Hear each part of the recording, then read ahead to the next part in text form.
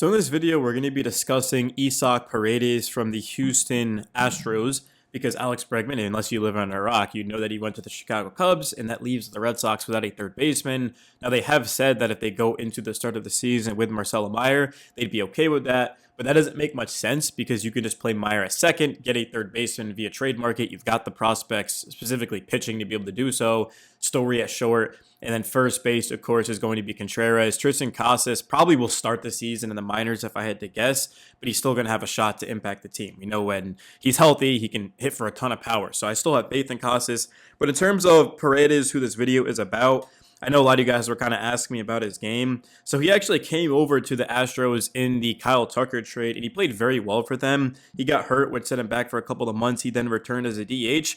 But overall, I mean, he hit 254 with 20 home runs and 53 RBIs in 102 games. That is very good.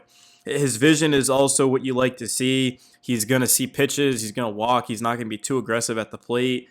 And he was an all-star, of course, replacing Jose Ramirez, which is his second time being an all-star. He was with the Rays. I'm sure you guys will remember him, of course, when you see him because the Red Sox went up against him. Yeah, it was that hamstring injury strain on July 19 that sidelined him for 2 months. But in terms of his defense, which I know a lot of people are going to question, he has I would say a good arm, solid defender, nothing crazy. The Red Sox starting rotation is going to give up a lot of ground balls, specifically Crochet and Suarez, and also Bayo's right up there towards the top of the league. So to me, you need a good defender at third base. You don't need Alex Bregman type of defense, but I do think that Story and Paredes would be able to get it done. But if you're the Red Sox, you understand that this isn't a defensive move. It's to get a guy that hits for a ton of power and that loves to pull the baseball. I mean, Paredes, he doesn't go opposite field. He's pulling the ball, and at Fenway Park, that's what you want to do because of the Green Monster. And I expect him to thrive here. Alex Bregman in the first half of the season last year, I don't want to say it was the best season he's had because, I mean, I don't have the numbers on his Astro days, but it almost felt like that was the best we've seen of Bregman. I mean, he was legit in the MVP conversation, and then the injury happened. It just isn't a coincidence that Bregman started to play very well, of course, getting out of his prime in Fenway because it's a hitter-friendly park. And I think that Paredes, who already pulls the ball and hits for power, he would just absolutely thrive in Boston. In terms of his cost, I don't know. I was going to go out and try to find some mock trades, but like mock trades, I'm not a big fan of them. I'd rather just kind of understand that it's going to cost something. I mean, let's just be honest here. I don't think the Red Sox would have to give up Peyton Tolley or Connolly early. The only way they'd have to do that is if they went and got a Ketel Marte type of player, which he is no longer available for trade, according to Ken Rosenthal.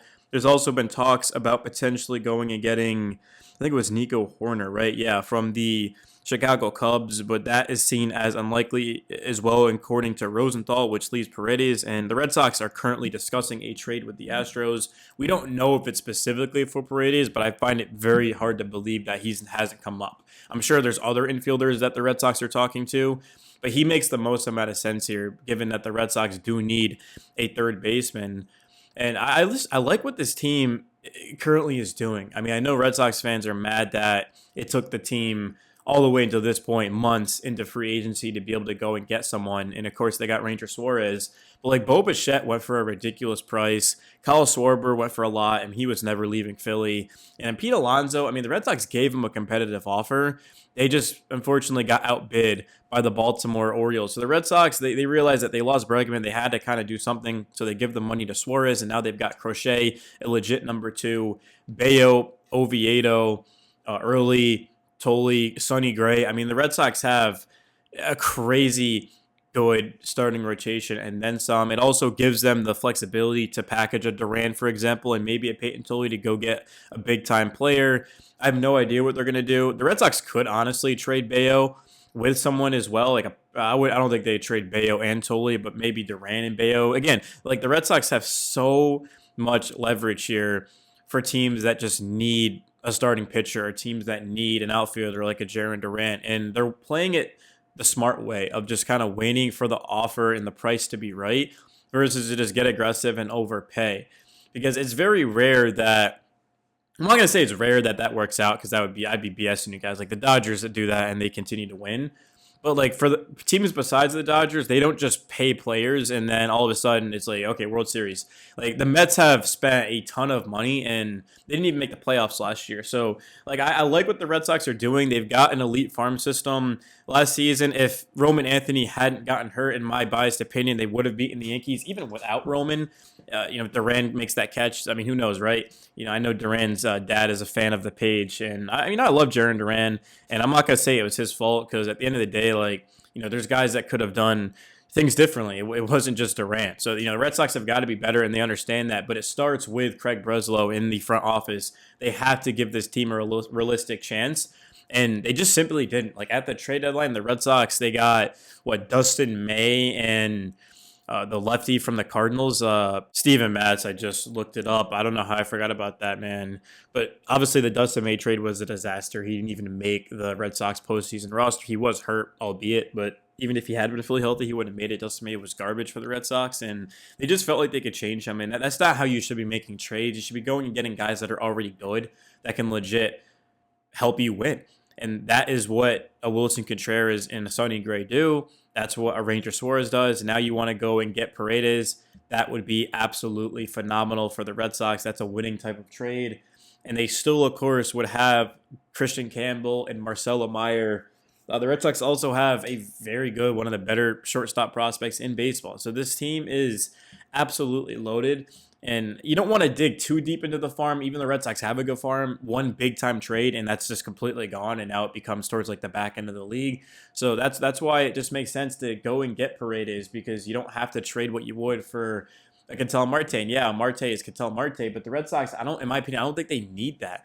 They just need somebody consistent that can hit for power and play solid defense at third, and that is what he does. Of course, that's what he's done his entire career. This is a two-time All-Star that hit 20 home runs last season, despite that hamstring strain that kept him out for 2 months. So if the Red Sox get this trade done, is it a perfect offseason? Probably not. I think a perfect offseason, again, I'm saying in my opinion, because I'm not trying to act like I know everything. But for me, it would have been Pete Alonso and then Ketel Marte. That would have, honestly, though, if they did that, then I don't know, though, because if the Red Sox had gotten Pete, then they wouldn't have gotten Suarez. And then if you get Marte, well, now all of a sudden the pitching's kind of lacking. Maybe not. I don't know. But Pete Alonso, I think the Red Sox absolutely should have signed. I know he's not a good defender, but who cares if he's hitting 130, 140 RBIs a season?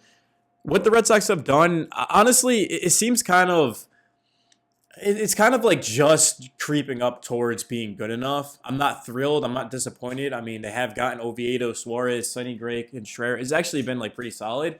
But I think just this next piece, and they also need a couple of lefties out of the pen, potentially a Danny Coulomb type of player like that. If they can get Danny Coulomb and Isaac Paredes, and we're talking about an elite offseason. Absolutely elite. I think the Red Sox can compete with anyone in the AL. Now, they're not beating the Dodgers, obviously, but in terms of anyone outside of the Dodgers, I think the Red Sox realistically can compete with.